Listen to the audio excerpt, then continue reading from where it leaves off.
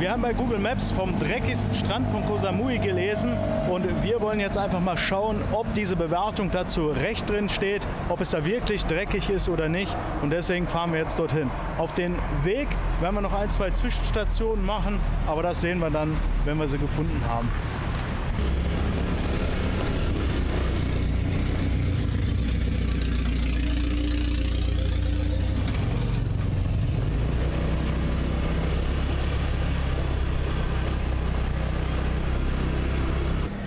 Wir haben jetzt hier den ersten kurzen Zwischenstopp eingelegt. Wir sind auch noch nicht weit gefahren. Wir sind hier an einer Stelle, hier soll so eine Affenshow stattfinden. Und zwar nehmen die dann hier die Affen und lassen die hier oben an den Kokosnusspalmen die Kokosnüsse runterholen. Wir haben so einen Affen schon mal gesehen auf dem Auto oder schon öfter gesehen auf dem Auto. Wir haben es auch einmal gesehen, wie die das gemacht haben, aber jetzt nicht showmäßig, sondern ja, beruflich. Also die werden hier auch beruflich da eingesetzt. Dann haben wir noch mal in diesem Kokosnussmuseum das gesehen auf Bildern, wie das gemacht wird. Und da hinten ist sogar so ein Affe. Und ich glaube, der Mann kommt dahin und wird wahrscheinlich mit seinem Affen. Aber ehrlich gesagt, weiß ich nicht. Die Frage ist natürlich wieder, wie das für den europäischen Betrachter ist. Ich denke mal, die werden das hier aus Tradition wahrscheinlich schon seit zig Jahrzehnten solche Affen einsetzen, um die Kokosnüsse da oben zu ernten. Und in Europa, denke ich mal, werden wir jetzt wieder sagen, oh nein, wie könnte man einen Affen dafür einsetzen? Aber wie kann man Affen anleiten? Wir wollen das jetzt einfach mal neutral sehen, und wenn die Thailänder das so machen, machen die das. Man muss das ja nicht selber nachmachen. Auf jeden Fall kann man hier wohl auch noch Kokosnussöl kaufen und Hühnerrennen rum. Ja. Aber ja, wir werden jetzt einfach mal weiterfahren. Ihr wisst jetzt, dass es das hier gibt. Ihr könnt vorher auch bei Google Maps noch mal gucken. Da sind ja auch Bewertungen drin, inwiefern das dann als artgerecht oder nicht artgerecht eingeschätzt wird. Kann man dann danach lesen, und ja, wir fahren weiter. Nächster Stopp ist hier das Samui Aquarium und ja, Tiger Zoo. Es hat auch widersprüchliche Bewertungen. Wir werden da jetzt auch nicht reingehen. Wir wollten euch das aber auch einmal zeigen, dass es das hier gibt. Martin fragt jetzt gerade mal nach den Preisen, weil auch das war teilweise ein bisschen widersprüchlich. Also hier soll man sich auch mit Tigern fotografieren lassen. Wir haben Positives, wir haben Negatives gehört hier von hier. Also wenn ihr meint, hier hinzugehen, macht euch euer eigenes Bild. Aber wir werden definitiv hier keinem sagen, ihr müsst hin oder ihr dürft hier nicht hin. Auf jeden Fall gibt es hier eine Meerjungfrau.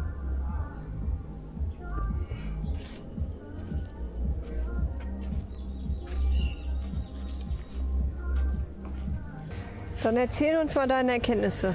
Ja, es gibt auf jeden Fall 3 Preisstaffelungen. Ist irgendwie auch immer mit einem Foto oder mit dem Tiger und so. Geht bei 850 Baht los. Ich habe gefragt, wie lange Zeit braucht man ungefähr.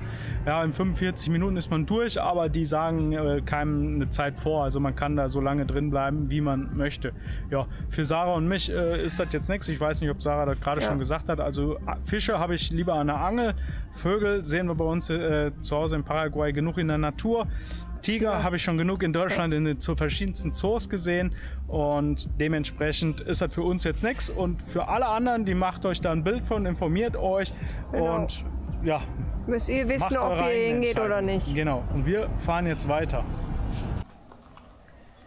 Wir sind jetzt gerade hier angekommen, also am ersten Stop, da war Privatweg, da kann man nur hin, wenn man zu der Bar geht.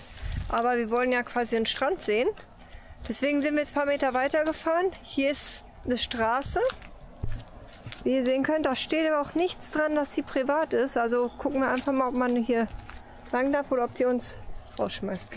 Wird schon einer schimpfen, wenn man hier nicht lang darf. Wir wollen ja eigentlich so oder so da in die Bar, nur wir wollen uns da jetzt auch nicht hundertprozentig von abhängig machen. Nee. Und wir wollen ja erstmal ankommen, ein bisschen uns umgucken und so was alles, und im Anschluss in die Bar. Wahrscheinlich würden die auch nichts sagen, aber ich bin ja kein Mensch, der gerne groß rumdiskutiert. Das machen meine armen Nerven nicht mit. Und dementsprechend sparen wir uns so den Ärger. Aber das ist halt oft, oder haben wir oft festgestellt, dass meistens die Zuwege zum Strand irgendwie durch eine Bar sind, oder wir finden halt die anderen Wege nicht. Jetzt in dem Fall haben wir ja hier anscheinend einen gefunden. Naja. Also in der Mai haben wir jetzt noch keinen gefunden. Halt alles nur irgendwie so durch Bars und Resorts und sowas. Ich meine, sind wir auch schon durchgegangen, aber das ist halt... Wo war das hier letztens mit den öffentlichen Zugängen? Weiß ich nicht. Haben wir irgendwo mal beim Vorbeifahren gesehen. Ja, das war cool. Wie Sie sehen Sie, dass es wahrscheinlich nicht weitergeht. Aber hier ist auch schon wieder eine Bauruine. Lost Place. Also theoretisch würde es da wahrscheinlich weitergehen, aber ganz ehrlich, ich habe keinen Bock, mich jetzt hier durch den Dschungel zu schlagen. Ich habe auch meine Machete nicht dabei und dementsprechend werden wir gleich dann doch da zu dieser Bar fahren. Ich meine, wir wollen ja so oder so da was trinken, davon mal abgesehen. Aber wir wollen noch mal gucken, ob es hier vielleicht doch zum Strand geht. Und wir haben zu früh gemeckert, hier an dem Lost Place vorbei. Ja, das sieht aus, wenn das privat ist irgendwie, aber dadurch, dass hier halt so ein Lost Place ist, gehen wir jetzt einfach mal hier lang. Wie gesagt, die können uns zur Not auch hier rausschmeißen. Ja, zeig mal. Wenn wir schon mal hier sind und während Sarah mit den Mücken kämpft, gucken wir einmal. Das wird auch mal in besseren Zeiten ein schickes Häuschen gewesen sein.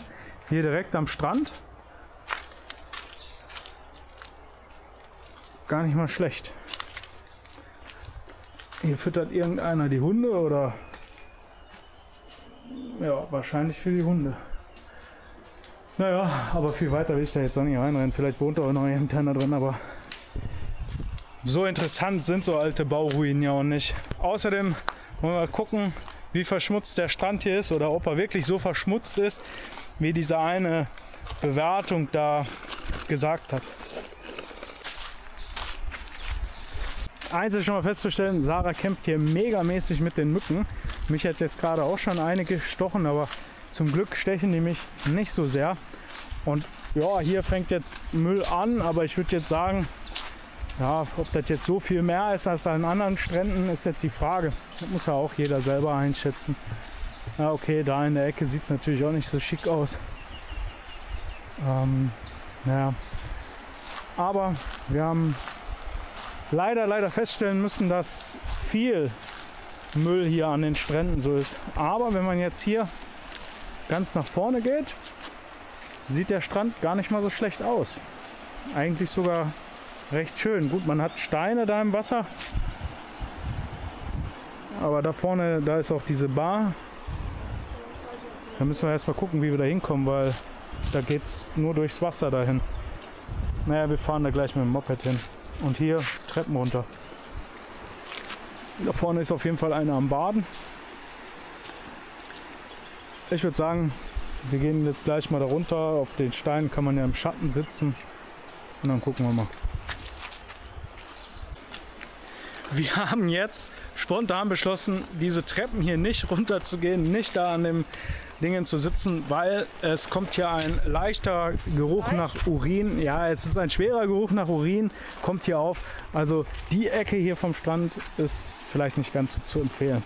Da hat die Google-Bewertung wohl recht gehabt.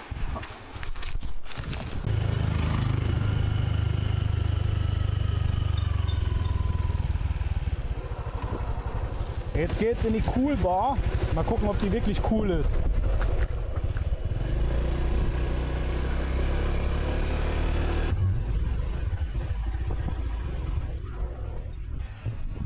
Also oben an der Straße an dem Schild, da stand der Privatweg irgendwie, dass du gar nicht hier durch darfst. Jetzt sind wir unten hier angekommen an dem Parkplatz. Jetzt steht hier halt für Autos 100 Baht, für Roller 50 Baht, wenn jetzt hier keine Kunden sind. Genau, und da wir sowieso hier was trinken wollten, können wir dann jetzt hier parken. Ja. Dann schauen wir mal. Öffnet um 11 Uhr morgens und schließt um 10 Uhr abends. Wir haben uns jetzt beide ein Bier geholt. Seltene Aufnahme, ich mit einem Bier. Also pro Stück 80 Baht, das ist eigentlich normal hier, ne? Ja, 2 Euro. Das ist ungefähr so der Normalpreis. Selten weniger, aber gibt da schon für 100, 120 Baht, aber also Preise finde ich jetzt human. Und guckt euch mal das Wasser an. Das sieht schon geil aus. Wir filmen gleich noch mal ein bisschen rum. So habt ihr jetzt schon mal so einen kleinen Eindruck von ihr. Also aus irgendeinem Grund kam mir gerade so eine Bande von Gangstern an. Da von Gangsterhunden. Einer ist schon zurückgeblieben.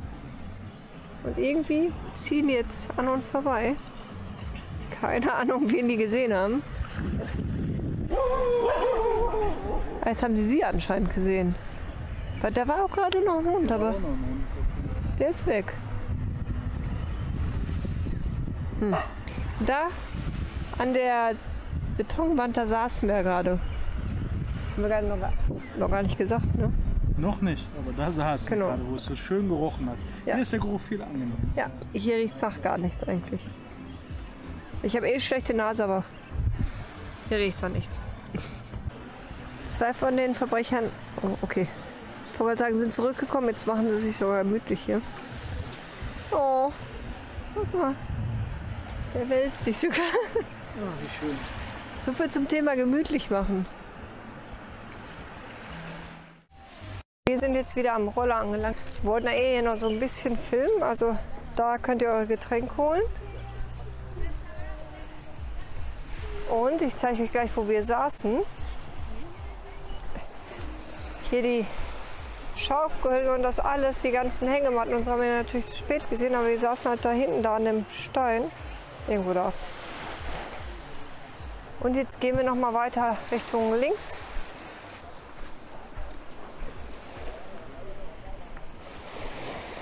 Also das, was die Dame in der Rezension sagte. Also für den anderen Abschnitt hat es definitiv gestimmt, aber hier jetzt, klar, das ist vom Meer jetzt alles so, aber es ist ja kein Müll hier. Auch das wird ja alles so von den Bäumen vom Meer ankommen, aber definitiv jetzt nicht vermüllt und ich würde jetzt auch nicht sagen, dass das hier der dreckigste Strand ist. Oder? Nee, ich glaube nicht. Ach. Ich habe kein Mikrofon. Ihr hört den gar nicht, stimmt, wenn das Mikrofon an ist und er keins anhat. Warte mal. Was hast du dazu? Nein, ist nicht der dreckigste Strand. Genau. Na, also echt schön hier, wie ihr seht.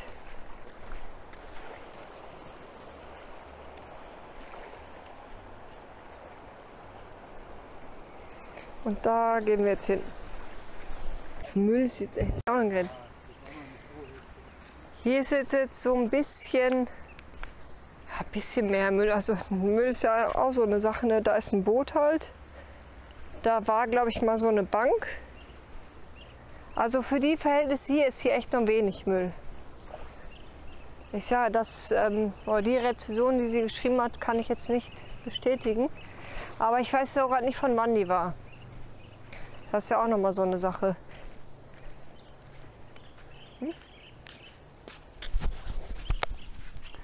Ja, das Ganze ist, diese Rezession ist natürlich schon ein Jahr alt gewesen, dementsprechend verändert sich natürlich der Strand auch und der verwesende Delfin hat jetzt nach einem Jahr sicherlich sich auch schon in alle Einzelteile zerlegt und dementsprechend, aber ich wollte trotzdem einmal hier hinfahren, um einfach mal uns selbst ein Bild von der ganzen Sache zu machen. Es ist immer wichtig, sich selbst ein Bild von der Sache zu machen, weil die Google-Rezession, die kann ja jeder schreiben.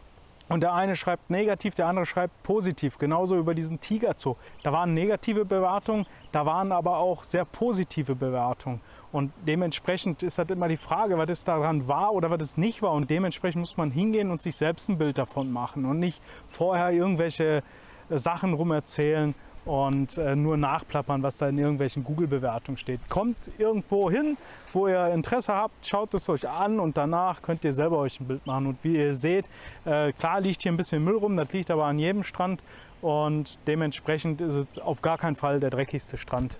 Und jetzt übergebe ich wieder an Sarah. Ich müsste mein Mikrofon mal selber anmachen. Er hat es ja sogar gerade noch Ich will mitgenommen. noch wissen, was um die Ecke ist. Er will noch wissen, was um die Ecke ist, weil ich glaube, das habt ihr schon wieder nicht gehört. Ja gut, hier ist jetzt so ein Korallenberg. Sarah will sich oben rum einen Weg suchen, der vielleicht sogar besser ist. Aber ich gehe jetzt mal hier lang und schau mal, was da ist.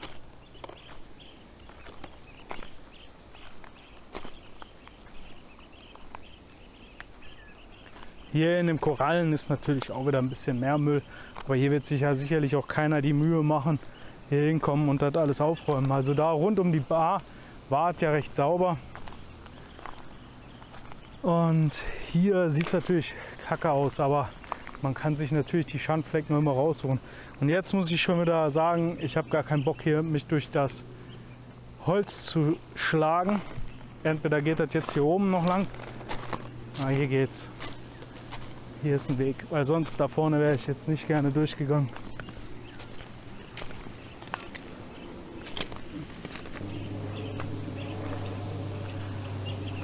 Jetzt bin ich durch das Gröbste durch, glaube ich. Hier ist das natürlich kein Traumstrand. Ist zwar interessant, um mal hier lang zu gehen und sich das mal anzugucken. Aber ich würde sagen, zum Baden gehen ist das Ganze nix. Alles hier mit so Korallen. Ich glaube, da hat man sich schneller die Füße aufgeschnitten als alles andere. Und so geht es dann jetzt hier weiter. Vielleicht ganz interessant, um mal so einen Spaziergang zu machen, aber ich glaube, zum Baden ist dann doch da hinten besser. Oh, Sarah ist doch hier angekommen. Da war sie wieder zu neugierig.